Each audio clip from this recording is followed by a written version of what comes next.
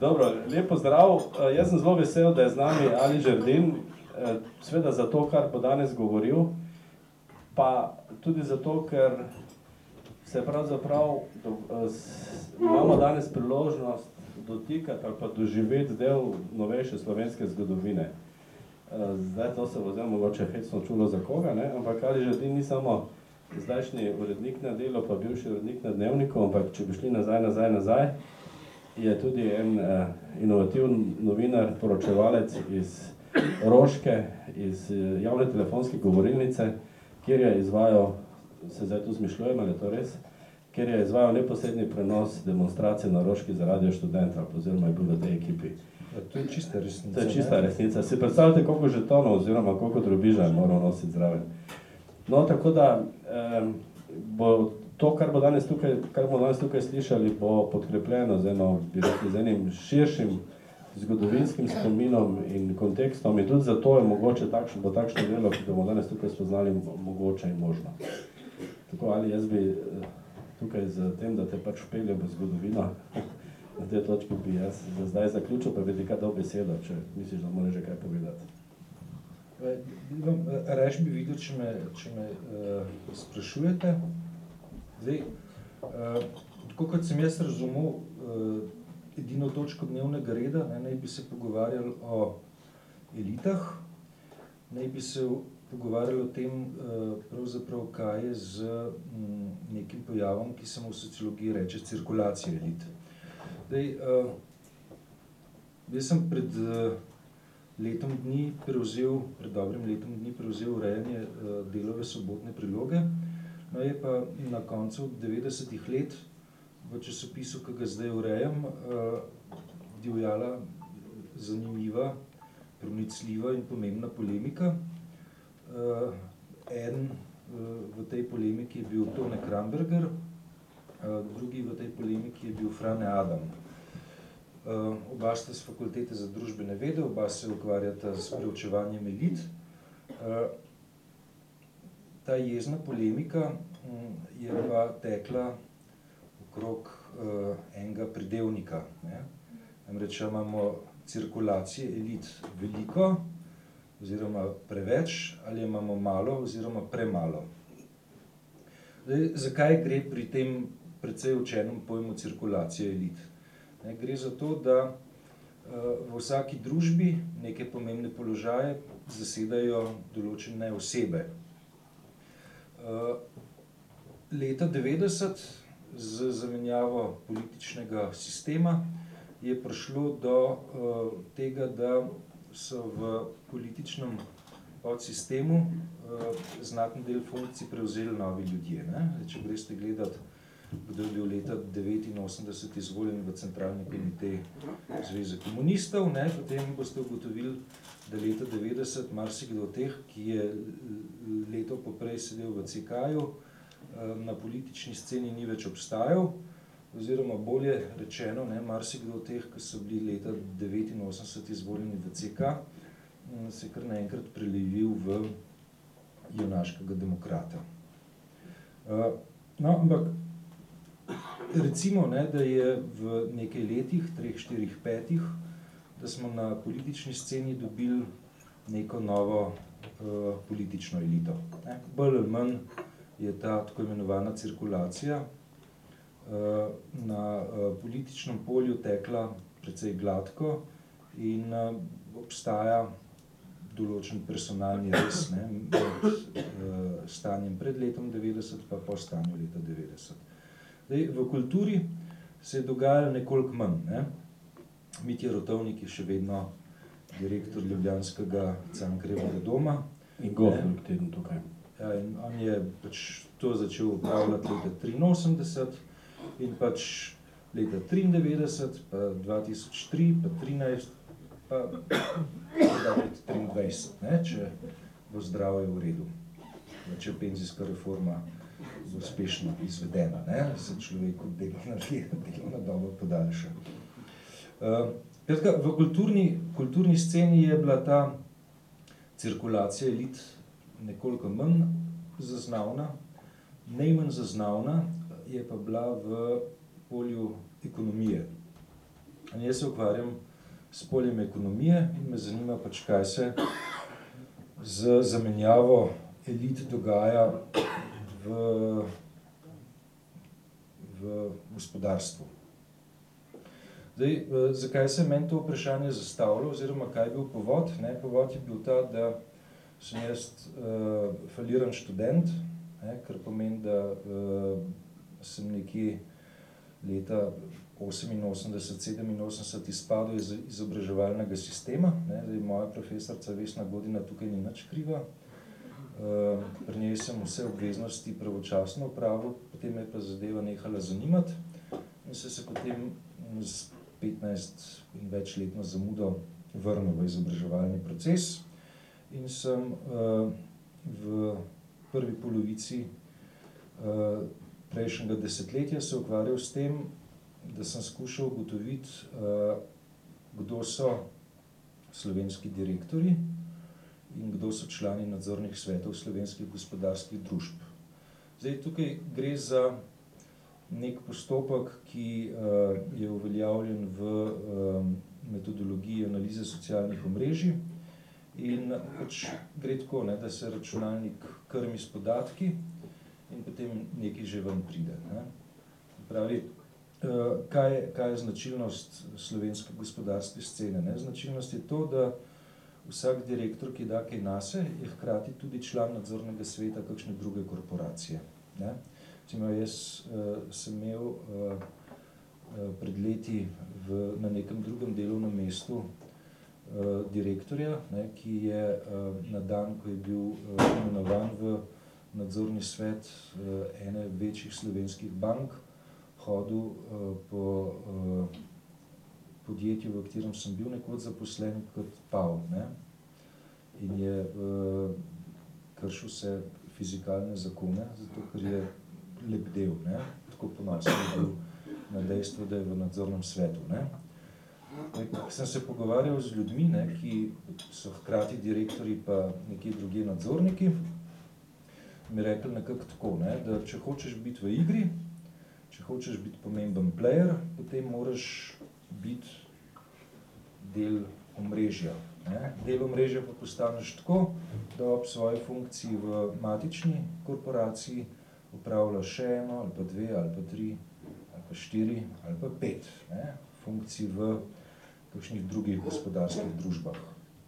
Zdaj, ko sem začel te podatke zlagati skupaj, sem ugotovil, da če zmečemo v računalnik podatke o 250 podjetjih in približno 1100 ljudeh, dobimo neko zelo zanimivo sliko. Bi jo pokazal, kako ta slika izgleda.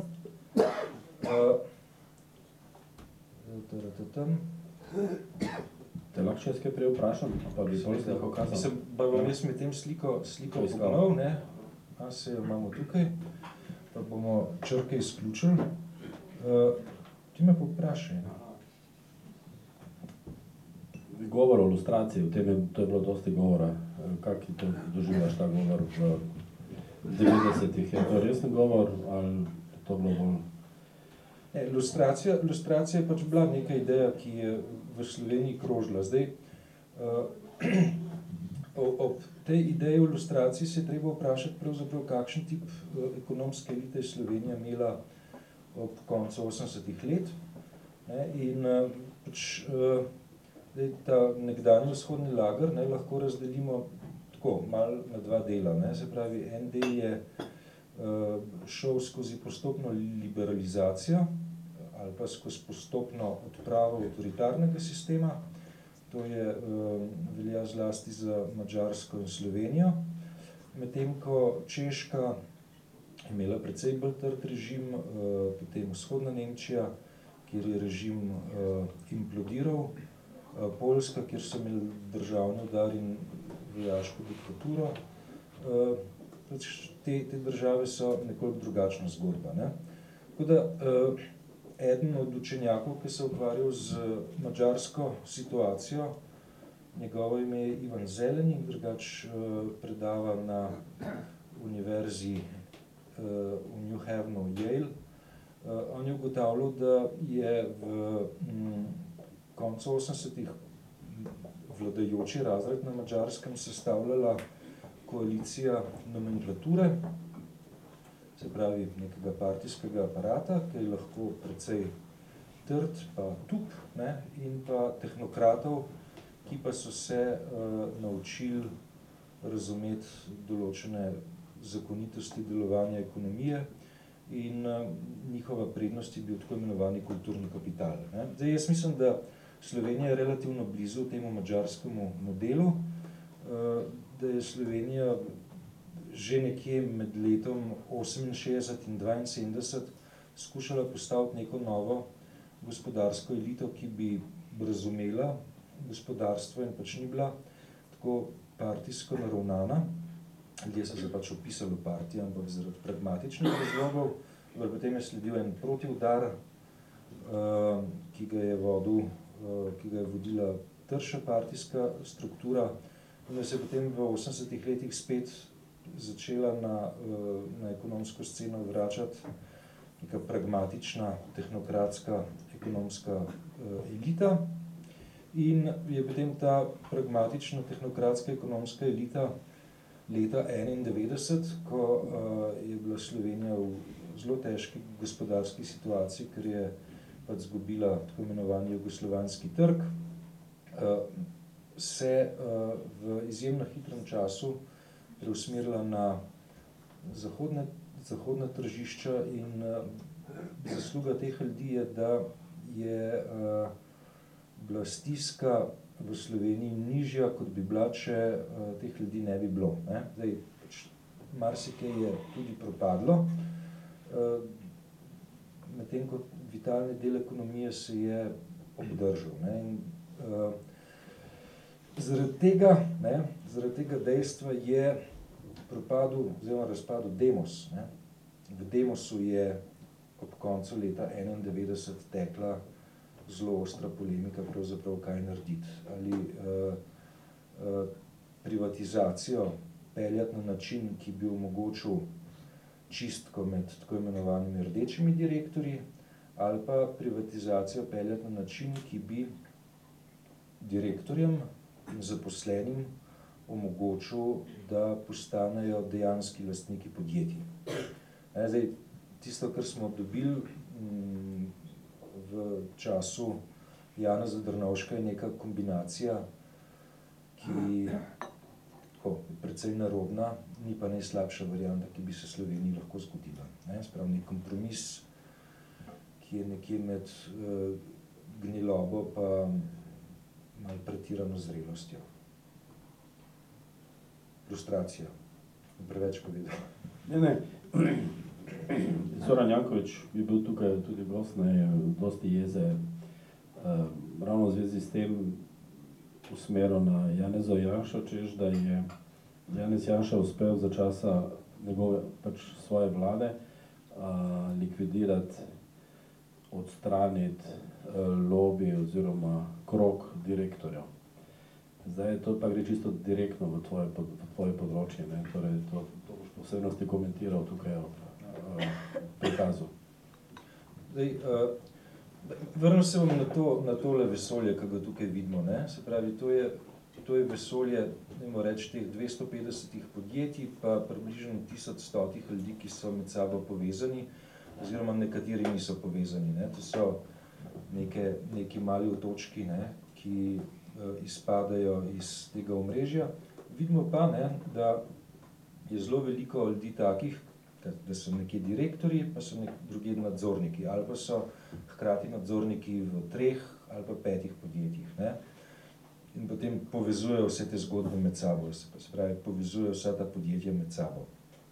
Zdaj, pokazal bom na naslednjem, se reče, diapozitivu, ne, kako je središče tega omrežja izgledalo leta 2004, na dan volitev, se pravi, to je dan, ki ga recimo omenja Zoran Janković, in potem kaj se zgodi v enem letu s tem omrežjem. Ne. Videli bomo, ne, da se omrežje zelo temeljito spremeni. Videli se bo tudi iz zadnje vrste, ne, da je omrežje sprva precej, bom uporabil besedo iz žargona analize socialnih omrežij, da je omrežje gosto, potem je postaja to omrežje vedno bolj redko. Ne? Pa grem jaz lahko na nek drug diapozitivček, ne? Pa si pogledamo, ne, recimo lahko središče omrežja, kakor je obstajalo leta 2004 na dan volitev. Lep pozdrav. To je neka precej gosta slika.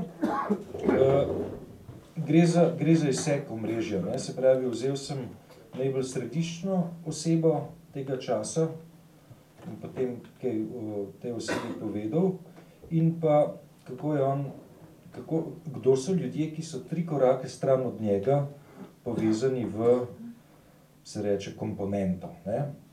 Lahko bi pa rekli tudi 5 korakov naprej, samo potem se ne bi nič več videli. Ne? Zdaj, tukaj imamo nekoga, ki se piše Borut Jamnik in ta človek je bil leta 2004 predsednik uprave KAD-a, prav kapitalske družbe. Zdaj, zakaj je KAD pomemben? Ne? KAD je pomemben zato, ker ko se je po letu 1992 že začela ta slovenska privatizacija, je 10% premoženja vsakega podjetja bilo prenešeno na KAD. Ne? Zdaj, to dejstvo je pa kapitalski družbi v sodelovanju z drugo paradržavno finančno družbo, to je Slovenska odškodninska družba, omogočalo, da v nadzorne svete več 100 slovenskih podjetij inštalira pod svoje kadre. Ne? In zaradi tega, ne, je ta človek, ki ga imamo tlele v centru, to je Borut Jamnik, bil leta 2004 najbolj središčna oseba. Zdaj, kaj se z njim zgodi leta 2005, ne, ga ni več, ne, zgine. Tako kot zgine približno tretjino oseb, ki so leta 2004 bili v središču. Ne. Se pravi, zdaj dajmo ločiti, oziroma terminološko, ne, bi še dve besedi omenili. Ne. Se pravi, pri omrežjih, ne, imamo središča in potem imamo periferijo. Ne. V središču so tisti, ki so povezani s čim večjim številom ostalih, ne. Na periferiji so pa tisti, ki so povezani zgolj z enim. Ne. Zdaj, če govorim, da je središče letela 1/3 ven, ali pa morda več, ne, potem lahko ugotovimo, da je v pičlem letu dni, oziroma okrog 500 dni je ta revolucija trajala, prišlo do radikalno visoke, da se pa vračam na besednjak iz leta 1999, radikalno visoke cirkulacije znotraj ekonomske elite. Ne. Se pravi, nekaj 10 direktorjev iz te zgodbe leteli ven, so se umaknili povsem na periferijo in na njihovo mesto so prileteli drugi. Ne. Zdaj, vprašanje pa je, kdo so ti drugi.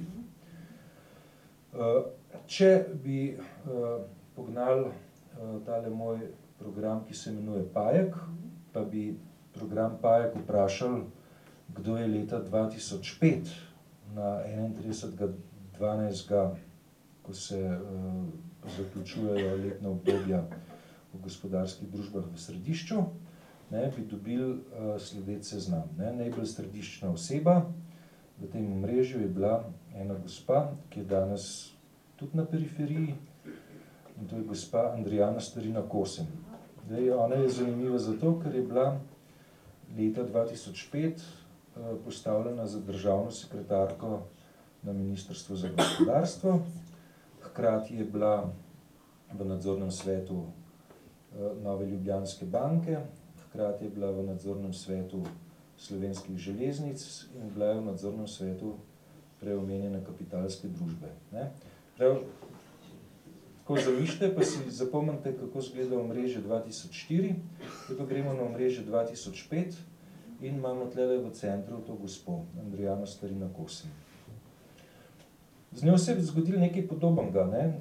Tudi ona je naslednje leto že letela proti periferiji, leta 2007 pa je povsem izpadla iz te zgodbe. Zdaj, zakaj? Zaradi tega, ker se je brutalno sprla z njenim šefom, gospodom Janezom Janšo. Zdaj, če bi še bolj natančno šli razčlenjevati tole središče leta 2005, bi videli, da je v zelo strogem centru še nekaj ljudi, ki so strankarsko izrazito definirani. Tukaj delam okrog tele rumene pike krog. To je Tomaž Toplak. To je človek, ki je bil predsednik uprave Kapitalske družbe preomenjene. Hkrati je bil v nadzornem svetu Abanke, hkrati je bil v nadzornem svetu Bavčarjevega Istrabenza, pa še kje bi se našel. Ne? Se pravi, on je bil druga najbolj središčna oseba. Hkrati pa je bil on predsednik odbora za gospodarstvo v tedanji vladni stranki SDS. Je tretji, ne, ki je prav tako iz SDS-ovske zgodbe, najbolj središčen, je pa Edo Pirkmajer. Se pravi, smo imeli leta 2005 zelo izrazito strankarsko definirano središče tegale ekonomskega vesolja.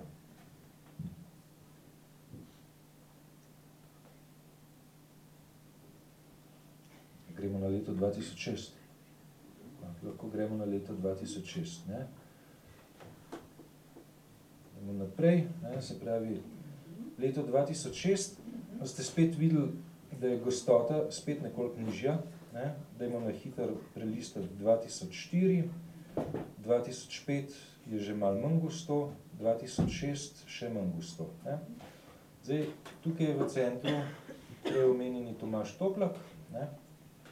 Predsednik uprave KAD-a. Zdaj, kaj se zgodi čez 3 leta, ne?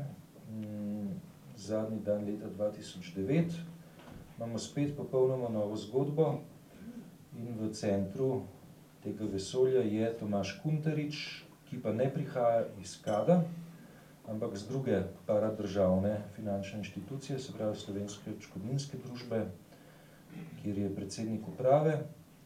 Hkrati pa je v nadzornem svetu Petrola, je v nadzornem svetu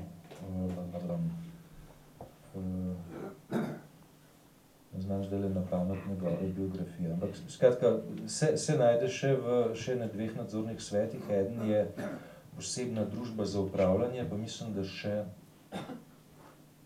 v eni je. Ne? Zdaj, njegov kamerad, ne, v omrežju, ki je po letu 2005 popolnoma zginil, ne, se pravi, to je Borut Jamnik, se leta 2009 ponovno vrne v igro, ne, ko je ponovno predsednik upravnega odbora KAD-a, oziroma predsednik uprave KAD-a, hkrati je pa funkcionar v zavarovalnici Triglav in pa v Luki Koper.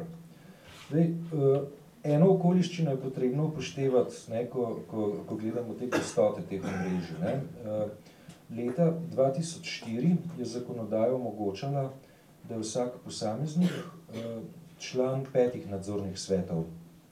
Ne, in to je botrovalo temu, da se je vsakdo, ki je bil kolikor toliko resen gospodarski player, skušal vpisati v 4, 5 ali vsaj 3 velike nadzorne svete.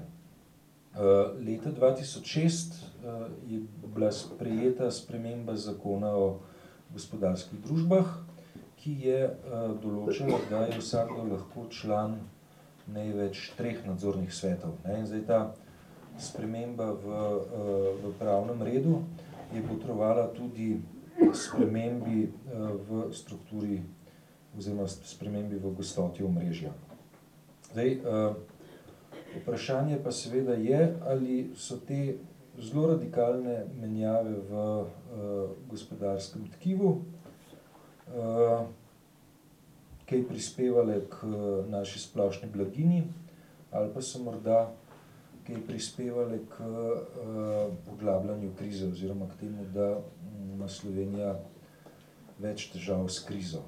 Ne? Zdaj, pred dnevi je profesor z ekonomske fakultete Janez Prašnikar predstavil raziskavo, ki je izvedel s sodelavkami in sodelavci in se je tam noter spraševal, kakšna je gospodarska uspešnost podjetij, ki imajo kontaminirane nadzorne svete s političnimi ljudmi, in je na precej velikem vzorcu ugotavljal, da podjetja, ki so okužena politično, da poslujejo slabše kot tiste podjetja, ki nimajo okuženih članov nadzornih svetov. Ne. Zdaj, kaj ta okužba pomeni? Ne? Ta okužba pomeni, da lahko direktorja, ki posluje kar dobro, ne? Janković je z Mercatorjem naredil določen preboj, ne? In je firmo, ki je bila sredi 90-ih še v težavah in v viziji, v enem desetletju naredil za zelo uspešno trgovsko družbo, ki je uspešno odbila napad Spara in drugih trgovcev, ki so v Slovenijo prihajali. Ne? Se pravi, v Mercatorju bi lahko se sprašvala, je bila narejena škoda ali ne. Zdaj, Mercator je imel to srečo, da je na Jankovićevo mesto prišel uspešen mlajši gospodarstvenik Žiga Debeljak, pa recimo, da je Debeljak kar dobro peljal. Ne? Zdaj, druga zgodba je pa Intereuropa. Ne? Intereuropa, tam je funkcijo direktorja prevzel nekdanji direktor varnostnega organa Ministrstva za obrambo Andrej Lovšin, ne, ki se je nekako v tistih dneh tudi vpisal v vladno stranko. Eden njegovih prvih ukrepov je bil, da je na mizo, da je na steno pisarne, odkoder je poveljeval koprski floti kamionov, pribil fotografijo, na kateri se rokuje s tedanjim predsednikom vlade, gospodom Janezom Janšo. Zdaj, po tem dejanju, ne, ko je dekoriral pisarno, je pa z Intereuropo šlo precej navzdol. Ne. Šli so v neke vratolomne investicije v Rusiji, ki so izjemno obremenile Intereuropo in se danes firma skuša sanirati. No, tako, da je spet relativno uspešno, no, potem, ko je Lovšin se umaknil, vendar je tam bila narejena nedvomno škoda. Ne. Vprašanje je, koliko škode je bilo narejeno v Luki Koper. Vprašanje je, koliko škode je bilo narejeno v drugih podjetjih, ki so šle skozi te politične čistke. Ne. Zdaj, eksaktnega odgovora na to vprašanje, kakšna škoda je bila v evrih storjena, pač nimam. Ne. Ampak neutemeljene menjave v tem omrežju, ne, med direktorji, ki so peljali stvari dosti dobro, so nedvomno povzročile precejšnje gospodarske težave.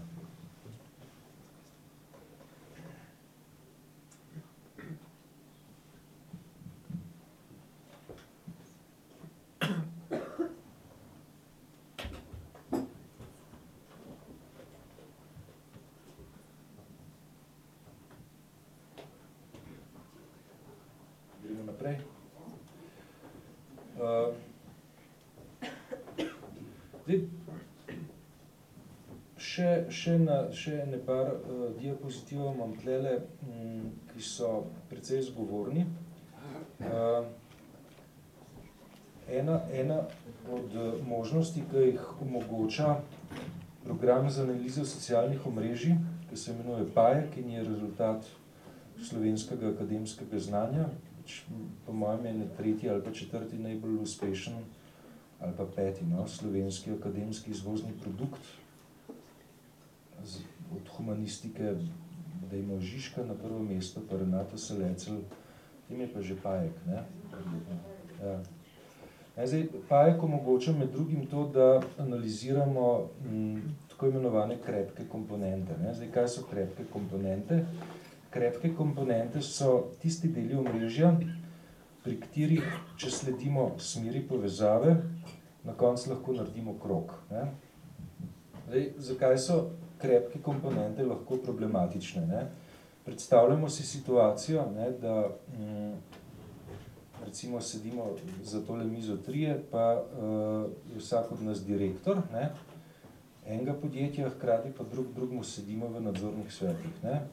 Pa jaz kot direktor podjetja A, ne, nadziram podjetje, ki ga vodi Vesna, ne, Vesna potem nadzira Andreja, Andrej pa nadzira mene. Ne. Zdaj, ko do takih cikličnih povezav prihaja, lahko rečemo, da če nič drugega so nehigienične, ne, kar pomeni, da smo nekje v situaciji, ko v krogu sedi 5 opic, pa drugi uši pobirajo dol s hrbta, ne. In v gospodarstvu, kjer naj bi nadzorniki bili tisti, ki bdijo nad tem, ali uprave podjetij korektno vodijo posle, ne, te ciklične povezave omogočajo, da se stvari v biznisu pač tako tovariško urejajo, ne, oziroma kot pravi Egon Zakrajšek z ameriške centralne banke, temu bi se rekel, kako on reče? Domačijski. Kako? Domačijski. Ne, drugo ima pa tudi ne reče tovariški, kameradski,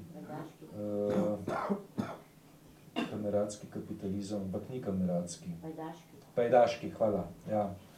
Ne, se pravi, tukaj imamo eno tako pajdaško sceno, ne, zdaj, če jaz dam oči na peclje, ne, pa malo prebiram imena, ki se jih tam verjetno ne vidi, ne, bomo videli tlele noter precej ljudi iz Kada, ampak bomo videli tudi Boška Šrota, pa Toneta Turnška, pa verjetno bomo videli nekje Igorja Bavčarja, pa Branka Pavlina, pa Leonarda Peklarja, pa ljudi iz Nove Ljubljanske banke,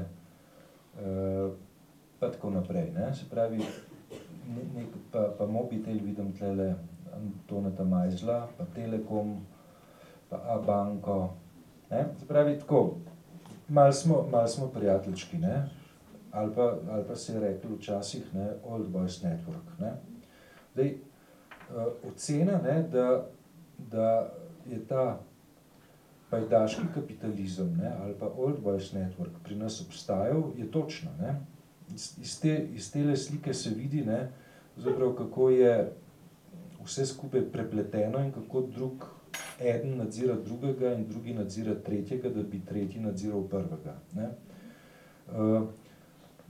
Če bi šli bolj natančno anatomijo tega kroga delati, bi ugotovili kar veliko takih posamičnih ciklov, ne. Tle ni samo en cikel, jih je več, ne. Zdaj, če je treba Janši kaj priznati, ne, je pa treba priznati, da je pa tole pajdaško zgodbo do neke mere razbil, ne, in če pogledamo, kakšna je bila ciklična zgodba leta 2005, je to, ne. Pravi, imamo občutno manj teh notranjih kroženj, ne, recimo Zvon 1 s Simonom Zdolškom, ne, pa potem Helios, pa potem iz Heliosa gre na enega gospoda, ki v Heliosu dela v razvoju, ne, pa je potem ta ne vem kje, ne, zdaj čistih podatkov nimam pri sebi, tole mislim, da zna biti Adria Airways, pa je potem to Banka Celje, pa potem to spet nekdo iz Banke Celje, ki je hkrati nadzornik v Zvonu 1. Tale cikel je še malo manjši, ne, imamo pa Probanko in pa en krožek okrog Probanke. Se pravi, ti cikli so leta 2005 razpadli, leta 2006 imamo 3 take cikle, ne, se pravi, en cikel je vezan na pivovarno Laško, ne, gospod Šrot, potem Zorko Dušan, ki je danes šef pivovarne Laško, in potem imamo tlele Kovinotehno, ne.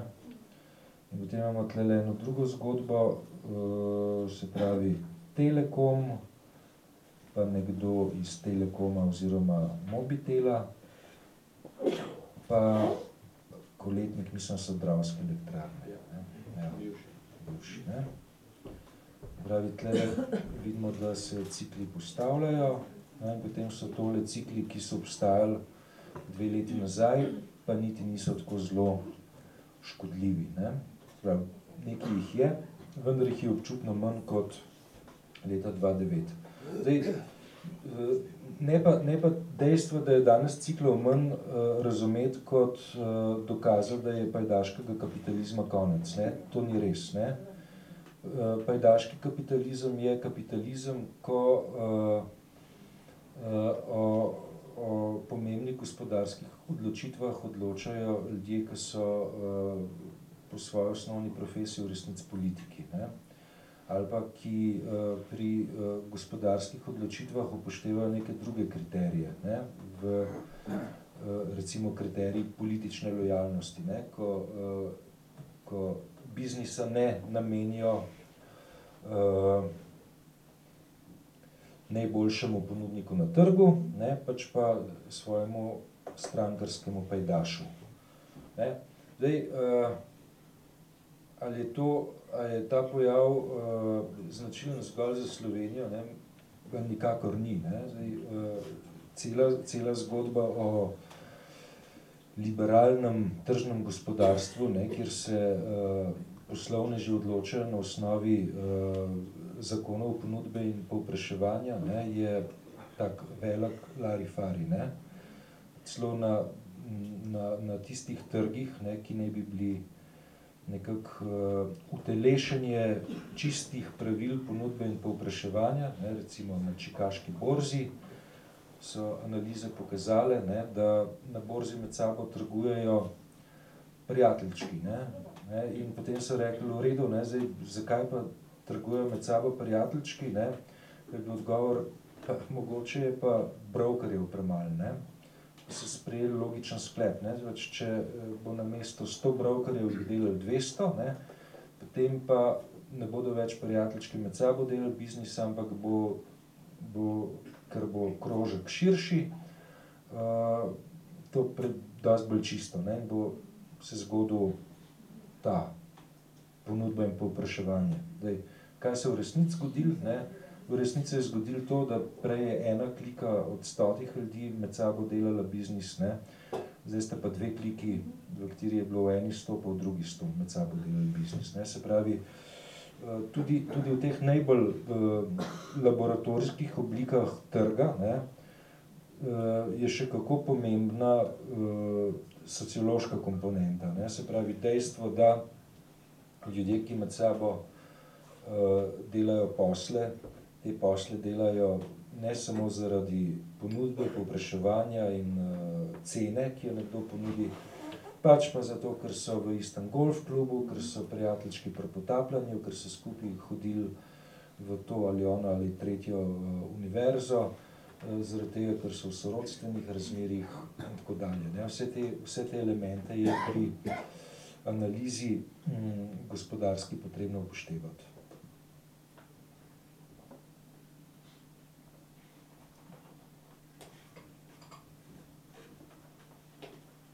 Še kaj v bajku povem. To je meni tako, to je super orodje, ne.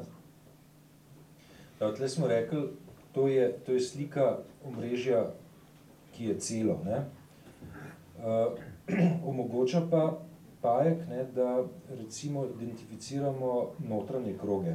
Ne, se pravi, kateri so tisti deli omrežja, ki so najbolj gosti.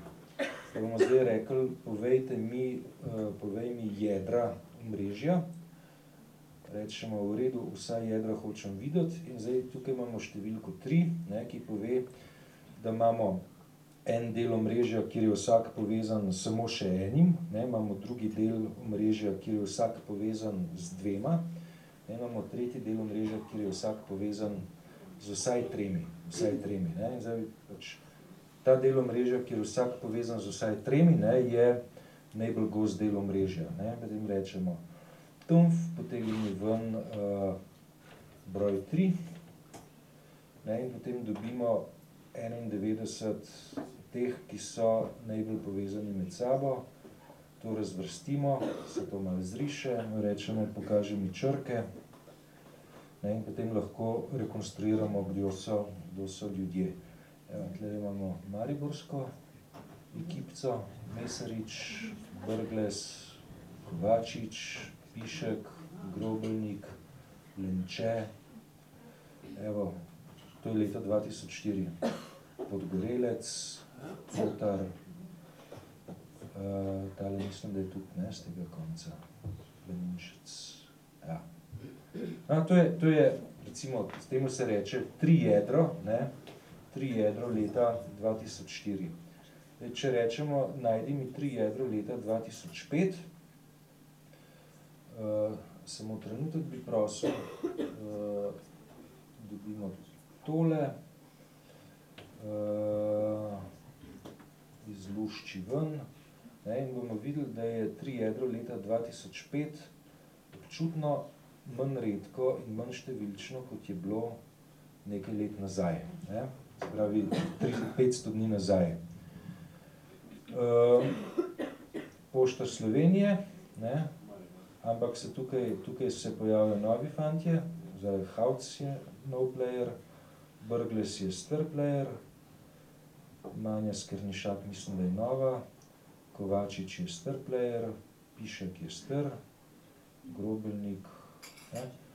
Tlele imamo, bomo rekli, mariborski krožek, ne, ki je potem povezan na zavarovalnico Triglav. Zavarovalnica Triglav se potem poveže lepo z mojim prijateljem Igorjem Bavčarjem in Istrabenzom.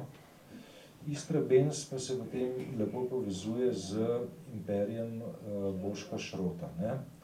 In potem imamo tlele spet eno svojo zgodbo, to je pa zgodba relativno uspešno in brez škandalov privatiziranega Avtokomerca oziroma danes AC Holdinga. Ne, in potem imamo tlele en del zgodbe, ki se imenuje Nova Ljubljanska banka. Ne. To imamo sliko najbolj... To je 2005. Ne. To je slika najbolj kohezivnih delov omrežja. Ne. Zdaj, gospa Andrijana Starina Kosem kot najbolj središčna oseba v omrežju ima tukaj pač neko nesrečno okoliščino, ne, da je povezana z slovenskimi železnicami.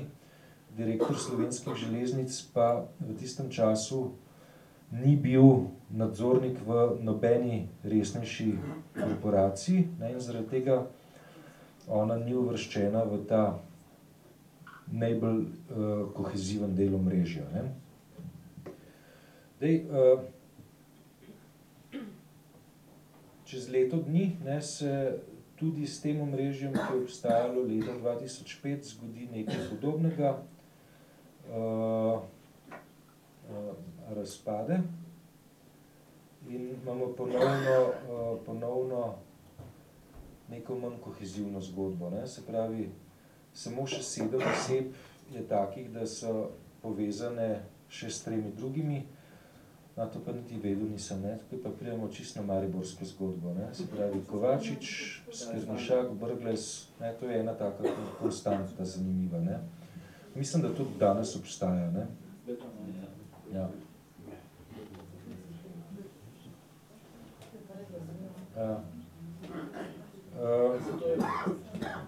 To je mogoče podlaga za optimizem, da bi se Štajerska odcepila. Nekaj zdravih jedr za začetek osamosvojitve obstaja. Ne. Če rečemo, da vsaka etnija, ne, ki stremi k nacionalni suverenosti, potrebuje materialno bazo, ne, pravi finančnike, in potem, ko to ima, ne, je vse ostalo lažje, pa švercarje orožje, no, še zdravo. Samo švercarjev pa tu not ni možno dobiti, ne? Tole, ker smo zdajle pogledali, nekaj pa, ne, ni nikogar. Se pravi, če smo zdajle gledali, to je bilo 2006, ne, če pogledamo še najnovejšo podatkovje, ki ga imam, ne, je pa tukaj imamo pa zanimiv pojav. Nisem čisto vseh teh preigral, ne? Tako da bomo dali 3 do 4. 4. Ja, spet imamo mejhno zgodbo, ne? Se pravi, tukaj imamo pa, tukaj imamo pa KD, ne? Se pravi, ljubljansko zgodbo, ki jo je vodil Matjaž Gantar, oziroma je še vodi, in pa na tejle točki se mi zdi, da je Petrol. Ne? To je pa Petrol. Tukaj metodologija ni povsem najbolj brezhibna, ne? Zaradi tega, ker leta 2009 se zgodi spremembo zakona o gospodarskih družbah to, da imamo približno 90% podjetij, tako da imajo na eni strani uprave, na drugi strani pa nadzorne svete. Potem imamo pa še tako imenovani enotirni sistem upravljanja gospodarskih družb, kjer pa posle vodijo upravni odbori, ne? In tale KD, skupina KD je takrat imela posle že organizirane v obliki upravnih odborov, ne? Tako da to tudi, če pozabite tole sliko, ne? Ampak sporočilo je, ne, da je ekonomska elita leta 2009 občutno manj kohezivna kot leta 2006, 2005, kaj šele 2004, ne?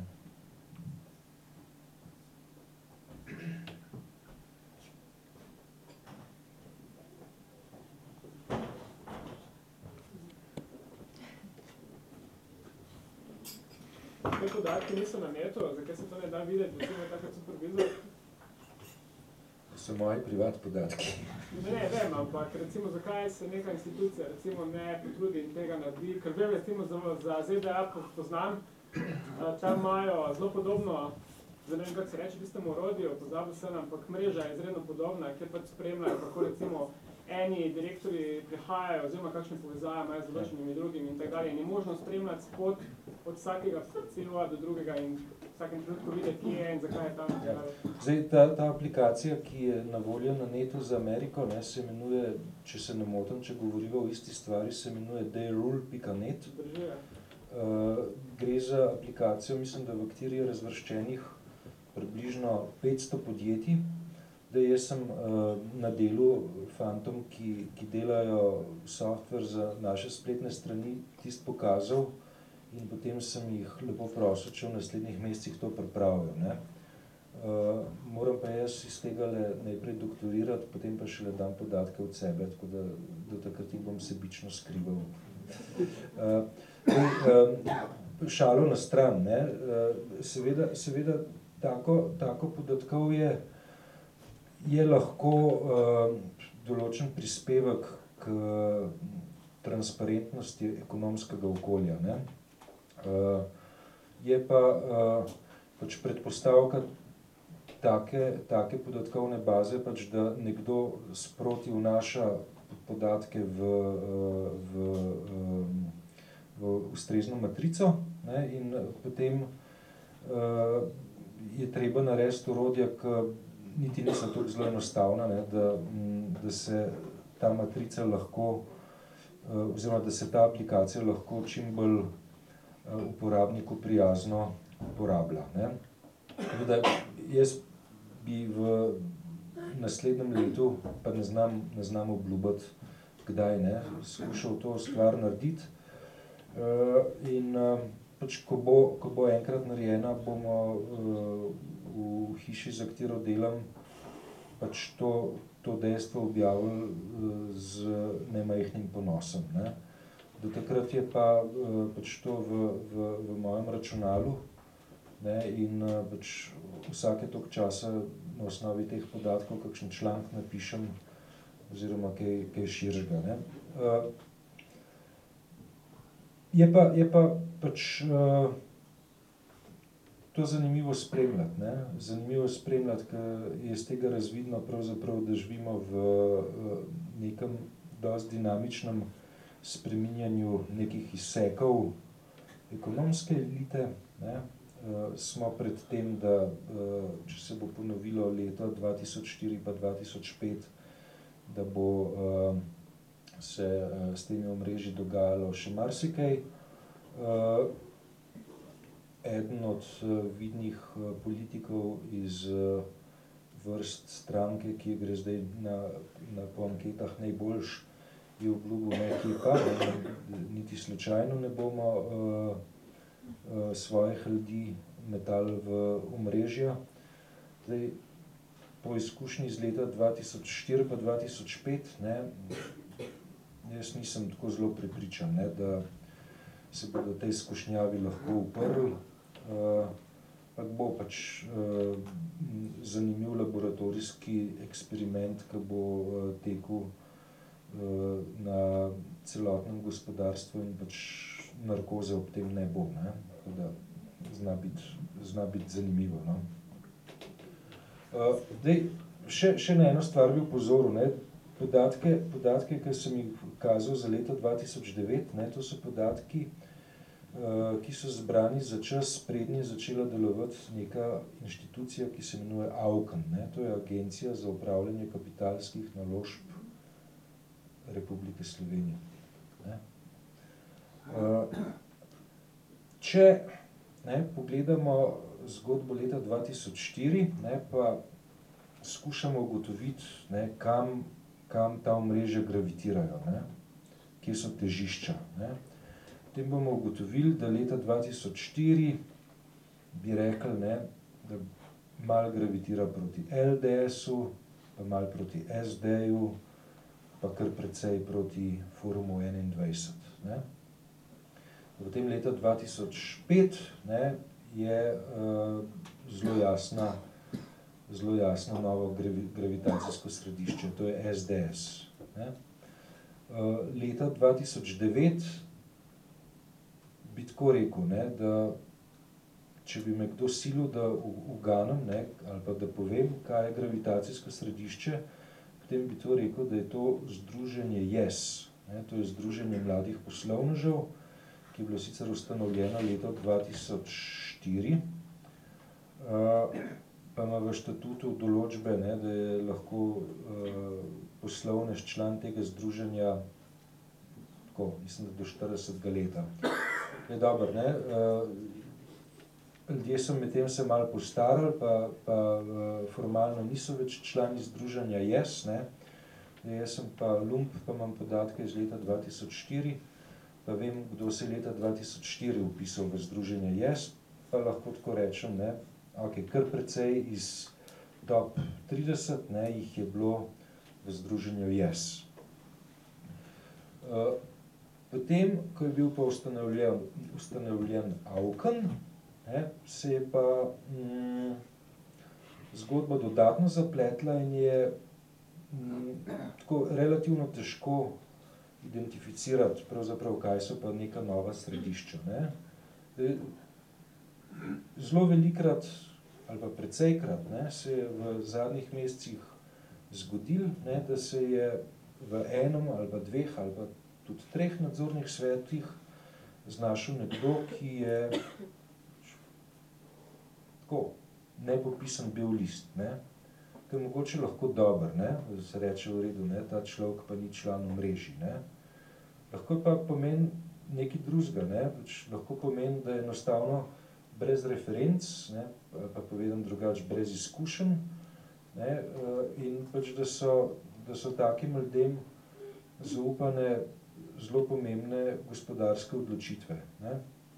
Kaj se vem, ne, pred tedni, ne, je v zakulisju tekla zelo besna razprava, ali je treba vreči nadzorni svet Nove Ljubljanske banke ali ne, oziroma je treba v nadzorni svet Nove Ljubljanske banke pripeljati ljudi, ki so banko videli samo na šalterju, ne, sicer pa ne, ne. Ali pa dobro, mislim, sej delam namerno krivico, ne, nekaterim ljudem, ne. Ampak vendarle, ne, zdaj, Nova Ljubljanska banka v tem trenutku ima nadzorni svet, v katerem so profesorji korporativnega prava, ljudje, ki vodijo kakšne inštitute, ljudi, ki imajo nekaj mednarodnih izkušenj in ki bilance znajo brati. Ne. Medtem ko ta nova ekipa, ne, ki jo je Auken predlagal, je padla malo z neba. In potem človeku ne preostane drugega, kot da sledi govoricam, ne, ker neke notranje logike ne razume, zakaj je treba čistko delati. Ne. In potem prideš do govoric o familiarnih povezavah, o tem, da bodo v nadzorni svet banke dali ljudi, ki bodo ubogali vizije agencije za upravljanje kapitalskih naložb, če tudi te ne bodo imele ekonomskega upravičenja. Ne. Zdaj, če smo v Mariboru, ne, treba omeniti, ne, da je Auken z odločitvijo, da morajo slovenska podjetja v državni lasti sodelovati pri nakupu delnic Nove kreditne banke Maribor, naredila obupno gospodarsko škodo. Prvič Novi kreditni banki Maribor, ker bi lahko ta dobila nek kapital iz varšavskega trga. Hkrati je pa poslala Auken v okolico signal, ne, da pravzaprav s tem, da se država malo umika iz banke, v resnici ne mislimo tako resno, ne, in je začel delniški tečaj Nove kreditne banke Maribor drseti strašansko navzdol, ne, zaradi popolnoma napačnega signala, ki ga je ta agencija poslala. Ne. Posledično, ne, so pa 3 državne korporacije s tem, ko so kupile vrednostne papirje Nove kreditne banke Maribor, zgubile enega denarja, ne, ker je investicija danes vredna občutno manj. Ne. Tako da imamo neko situacijo, ne, ki ne bi presegla strankarsko ali pa vladno vmešavanje v ekonomijo. Ne. Zdaj, to, kar smo pa danes dobili, je pa nekaj še manj preglednega. Ne. Zdaj, bom indiskreten, ne, pa bom citiral enega od mojih profesorjev, ne, ki se ukvarja s korporativnim upravljanjem. Je rekel tako, ne, jaz 20 let nisem verjel v udbo mafijo. Ne. Zdaj, ko vidim, kaj dela Auken, ne, sem naenkrat začel verjeti v ta precej skrivnostni pojav. Ne.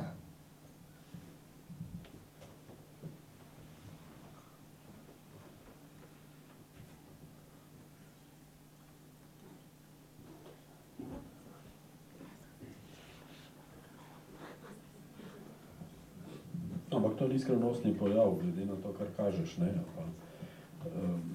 Ta neprestana težnja po oligarhičnih elitah, ki obvladujejo realnost ali v ekonomiji ali v politiki. In to pravzaprav načelno vprašanje se odpira, ne? Kako, ali je možno urejanje družbenih odnosov brez teh elit, v tem primeru ekonomskih elit. Ja, zdaj, tako, ne, treba je ob takem vprašanju pogledati, kaj se je v svetu dogajalo v nekih podobnih okoliščinah. Ne. Zdaj, kritika kapitalizma v 20. stoletju, ne, se ni začela z Leninom, pa se ni začela z avstromarksisti, ne. Pač pa je besedna zveza finančna oligarhija nastala, čeprav sta je potem Lenin pa Hilferling izdatno uporabljala. Besedna zveza finančna oligarhija je nastala v New Yorku, nastala na Wall Streetu. Ne. Še bolj natančno, pojavlja se je prvič v tako rekoč uradnem listu ameriškega kapitalizma, Wall Street Journalu. Ne. Pač tam je bil nek urednik, ne, ki je znorel, ne, ko je videl pravzaprav, kaj se z ameriškim kapitalizmom dogaja. Zdaj, kaj se je dogajalo, ne? Med letom 1895 in letom 1905 so v ZDA se pojavile korporacije in v pičlem desetletju je neskončno velik delež ameriškega GDP-ja bil narejen znotraj teh korporacij. Se pravi, te korporacije so bile zbrane okrog bank, zavarovalnic, železnic, jeklarn in pristanišč. Isti ljudje so hkrati sedeli v upravnih odborih bank, zavarovalnic, 3, 4, 5 železniških korporacij, v jeklarnah, pa še kje. Ne? Nekdo, ki se piše Baker, sem ime zdajle pozabil, ne, in je s svetlimi črkami upisan v zgodovino Harvard Business School, zaradi tega, ker je neskončno veliko denarja vrgel v Harvard Business School in je ustanovil, je bil sočasno član 22 upravnih odborov najrazličnejših korporacij. Imena, kot so P.J. Morgan, recimo so takrat obvladovala ameriško korporativno elito in še ne par imen. Ta urednik Wall Street žurnala, pisal se je Pratt, je preštel, koliko ljudi dobesedno rola ameriško ekonomijo in je seznam končal pri številki 68. Se pravi, 68 ljudi je po njegovi oceni imel v rokah ključne odločitve ameriške nacionalne ekonomije. Na tej točki sledi presenečenje, medtem ko je marksistična misel se ukvarjala z vprašanjem, kako narediti revolucijo, in misel o revoluciji so podkrepili tudi z analizo finančne oligarhije, ki je Lenin delal tam po letu 15, 16, 17. Že pred tem je ameriška politična oblast sprejela ukrepe proti finančni oligarhiji. Ustanovili so preiskovalni odbor znotraj kongresa. Ta preiskovalni odbor je naredil fenomenalno študijo omrežij znotraj ameriške ekonomije. Prešteli so, koliko funkcij je v upravnih odborih upravljal ta, oni 3., 5. in 68. In potem so sprejeli nekaj ukrepov. Eden od ljudi, ki je bil pri tem najbolj agilen, se piše Louis Brandeis. In če je kdo intenzivno študiral biografijo doktorja Dimitrija Rupla, se bo spomnil, da je doktor Dimitrij Rupel doktoriral na univerzi Brandeis, ki nosi ime po tem človeku. Zdaj, kaj je ta Brandeis ugotovil? Ugotovil je, da je to treba razbiti. In ker je imel vplivne prijatelje, njegov najvplivnejši prijatelj je bil Wilson, sicer takrat ameriški predsednik, je imel pri roki nekaj vzvodov, da doseže razbitje tega omrežja. To razbitje ni bilo kakšna prav zelo radikalna stvar. Se pravi, določalo je, da ne smejo isti ljudje sedeti v upravnih odborih podjetij, ki si konkurirajo. Se pravi, ne smeš biti v upravnih odborih 2, 3, 5 bank hkrati. Ne smeš biti v upravnih odborih 2, 3 zavarovalnic hkrati. Lahko pa si v upravnem odboru banke pa zavarovalnice. Pa nisi smeli biti v upravnih odborih železnic in njihovih dobaviteljev. Pravi, če so bile jeklarne dobavitelji železnic, nekdo ni smel biti hkrati jeklar pa Eisenbahner. Ta ukrep je dosegel to, da je omrežje po letu 1905 nekoliko manj gosto. Struktura omrežja pa je ostala do 80-ih let prejšnjega stoletja precej podobna. Se pravi, med najbolj središčnimi korporacijami od leta 1905 do leta 1980 so velike newyorške banke, JP Morgan, etc.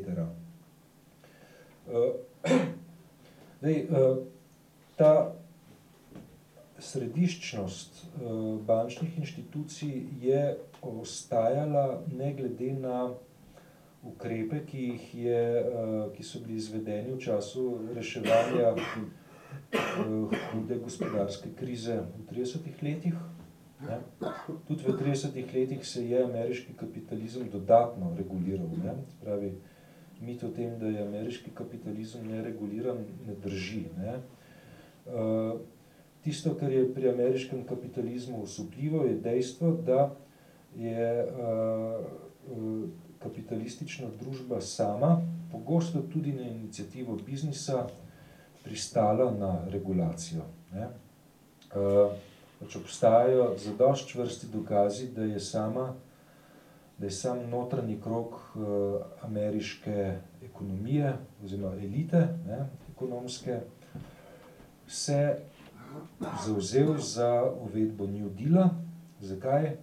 Zaradi tega, ker je bila cena uvedbe New Deala manjša, kot bi bila cena propada kapitalizma, oziroma cena tega, da se kapitalizem regulira, je manjša od tega, da sistem pogrne samo od sebe. Se opravičujem.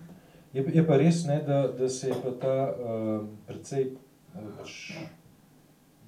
jemljete to prepoznajte v tem sarkazem ali pa ne, ta kozmopolitanski del ameriške elite je v 80-ih in 90-ih letih začel razpadati in je v 90-ih letih se zgodba radikalno spremenila. Kdo je danes v centru, med 10-20 najbolj središčnimi korporacijami bomo bank najdli samo še za vzorc, pa najdli noter farmacijo, McDonald's, IBM, teko traktorje dela John Deere in pa še nepar takih, ki se reče učeno, močnih brandov, ki pa niso finančne inštitucije.